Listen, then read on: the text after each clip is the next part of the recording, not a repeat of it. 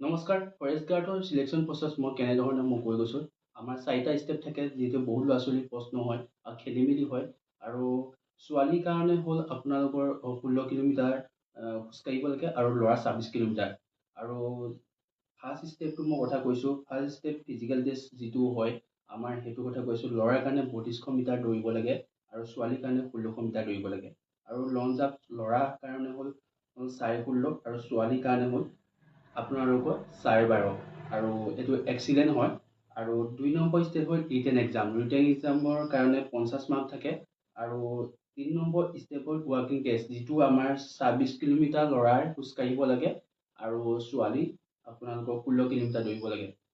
খোজকাঢ়ি বা যায়, দৌৰি যায়, সেইটো আপোনাৰ নিজৰ কথা। আৰু লাষ্ট ষ্টেপ হ'ল অৰেল বা ভাই ভাই। আৰু সেয়াই হ'ল ফৰেষ্টৰ বহুত ল'ৰা ছোৱালী খেলি মেলি হয়। আৰু নতুন যিহেতু ল'ৰা ছোৱালী এতিয়া অপেক্ষা কৰি আছে ফৰেষ্টৰ নতুন ওলাব বুলি মামাই যিহেতু ঘোষণা কৰিছে নৱেম্বৰত। আৰু যিমান পাৰে ভিডিঅ'টো শ্বেয়াৰ কৰি দিবা। আজিলৈ ইমানে আছে। জয় অসম, মই তপন।